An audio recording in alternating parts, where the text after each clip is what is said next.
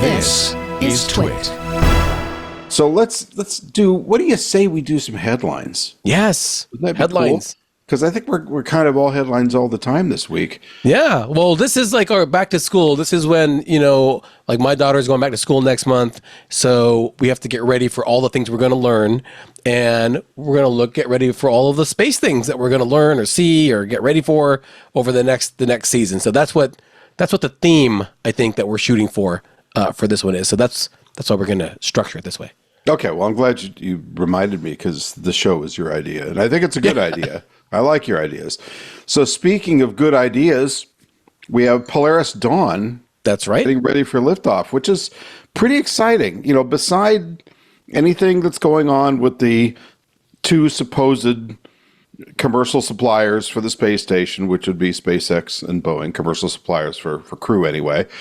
We have SpaceX just demonstrating great prowess in not just fast turnarounds and reuse of machinery and so forth, but of really, what's the word I'm looking for? Innovating in spaceflight in ways that have never been done before. I mean, we've got self-landing rockets that are reusable and so forth, but this kind of this fast pace of being able to adapt to new ideas and changes and private orders in this case for private operators really kind of reminds me of the early space race where they were doing things fast and furious. It's exciting. It's exciting, and for reasons more than one. And just to kind of give people a reminder of what Polaris Dawn is, because as of now, we're less than a week away from launch. This is a mission financed by U.S. billionaire Jared Isaacman. I forget what he made all his money in, but he made a lot of it. Oh, it was credit card processing. Is that what it was? Well, yeah, I'll tell you. Shift for something. That's right. That thing that takes the little percentage out and gives it to the credit card company when you buy like your latte or something like that. And he dropped out of high school to do it. I mean, he did finish, but he dropped out of actually going to high school to start this credit card processing company. A lot of people thought he was crazy, as people will in those situations, but apparently he did very well. And the thing about him that I find so fascinating, I remember when I first read about him, I thought, he's one of those overachiever, types of guys that look at you like dermatologist looks at a wart or something. But he is the nicest guy. Yeah. He's humble. He's kind. He's space Jesus. I mean, it's the most amazing thing. And we had him at a conference a couple of years ago, and the kids are coming up and mobbing him, and it was like watching, an idealized video of the Pied Piper. He's practically hugging them and going, "Oh, my children!" I mean, he's just this really great guy who's doing this from the bottom of his heart for all the right reasons. Okay, I'm sorry. Continue. It's all right. It's all right. And just a little more background on Jared Isaacman. So yes, billionaire. Also, he likes to fly jets. He has his own stunt jet company that flies these really cool jets. Excuse me, but I believe it's the largest private air force in the world. That's right. Yeah. Well, I forgot the name of it. That's why I didn't mention it too much. But you will have seen him flying over like the spaceport and whatnot over the last week with his crew. But he bought the first private flight on a SpaceX Dragon Inspiration 4, and then he just gave 3 other seats away to the public for that mission, and raised $250 million for St. Jude Children's Research Hospital for cancer, which is his cause. And so for this mission, which he bought 3 other missions after that one with SpaceX. This is the first Polaris Dawn, and then there'll be a Polaris, I guess. I don't know if they're going to keep the sun motif. And then the third flight will be the first crewed flight of Starship. So he bought in bulk from SpaceX for these missions. And this Polaris Dawn is supposed to be the first private spacewalk. That's what he really wants to do.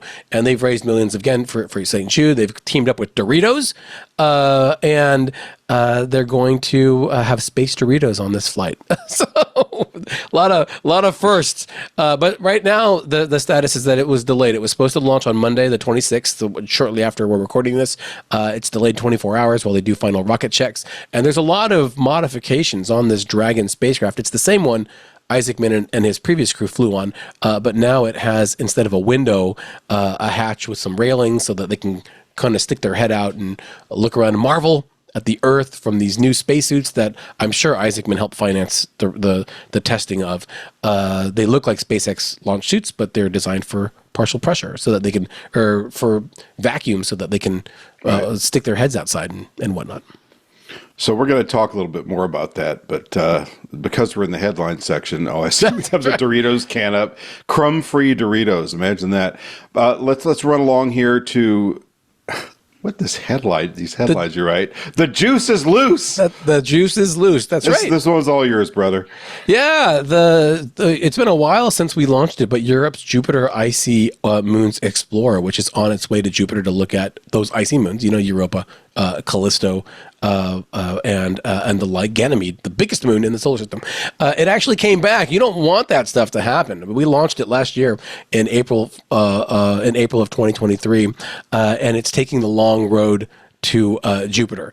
And to do that, it just flew by Earth the week that we're recording this, and it took amazing photos of the Earth from space, of the moon, and there's this really interesting image of the Earth and moon like together in the same picture. You don't see that all that often. And it's just like a nice reminder that this mission is out there, that it's healthy, and that it's doing good things.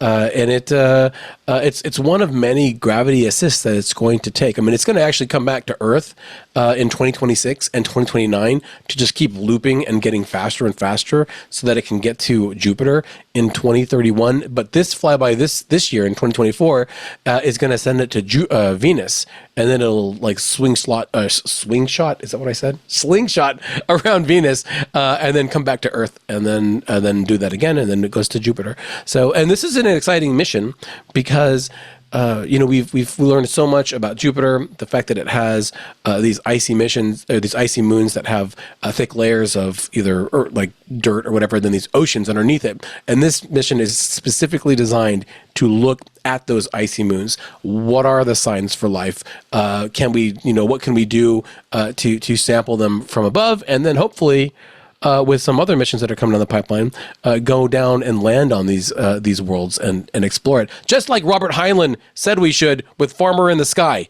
Rod. So okay, well, and it's worth pointing out they do have a fairly thick icy surface over what we think are warm liquid oceans below, ranging anywhere from a couple of miles to a couple dozen miles and more. So bringing a drill isn't enough. You have to bring. They've talked about little nuclear fueled melters and all kinds of other things. But for now, at least we're talking about something like Europa Express. You're looking at just perhaps sampling the plumes that are. You mean Clipper, right? Europa Clipper. Europa Clipper. Sorry. Yeah. Oh my God, Europa Express.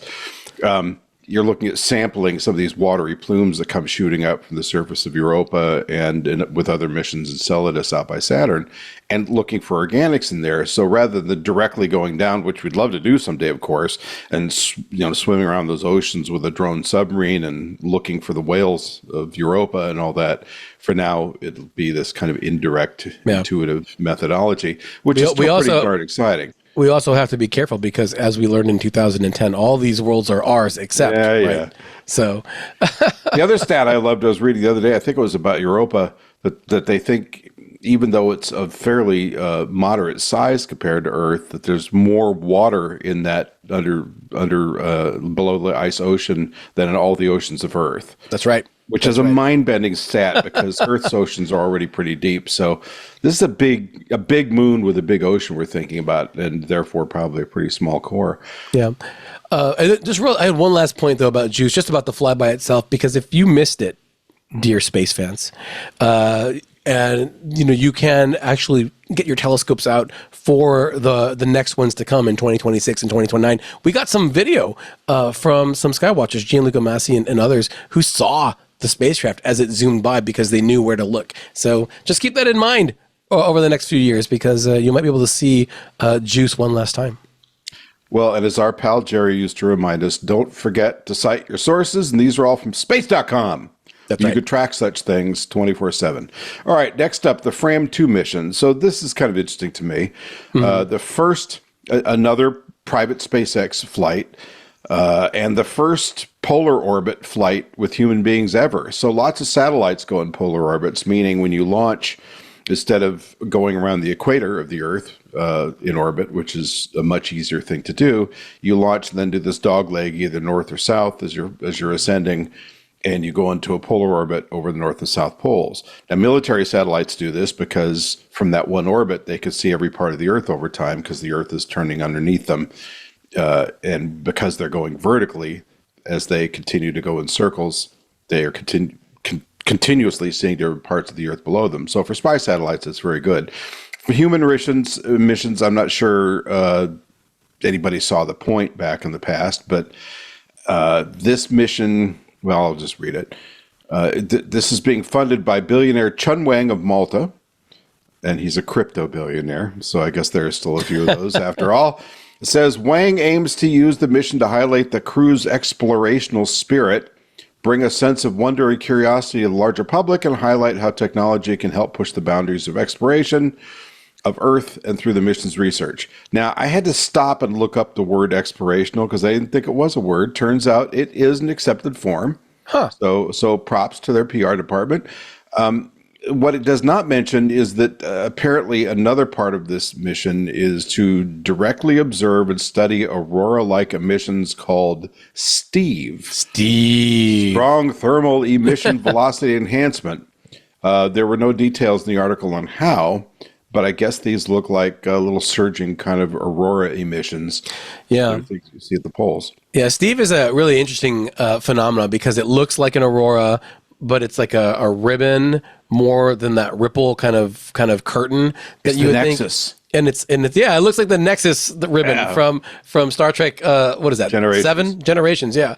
So, this is an interesting mission because it might launch as early as this year, is what SpaceX said. And by the way, the statements that you were reading come from SpaceX's mission overview, and it was kind of a surprise announcement.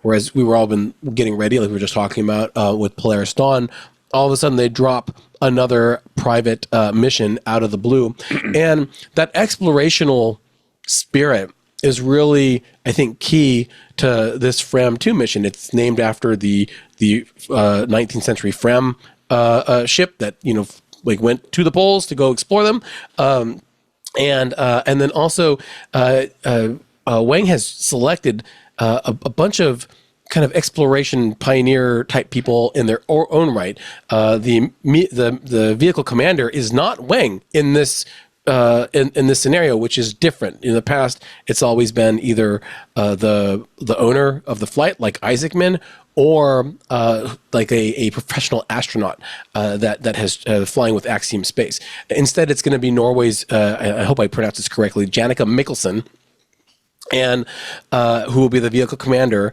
And I think Mikkelsen is an explorer. And then you have Australia's Eric Phillips as the vehicle pilot, Germany's Rabia Roji as mission specialist. And they are, one of them is a photographer, an adventure photographer. One of them is a filmmaker to make these adventure films and whatnot. So they are bringing different, it's a different type of crew than what we've seen on other private flights of like either thrill seekers or whatnot. These are people who are going to chronicle this experience in perhaps a different point of view than we've seen before.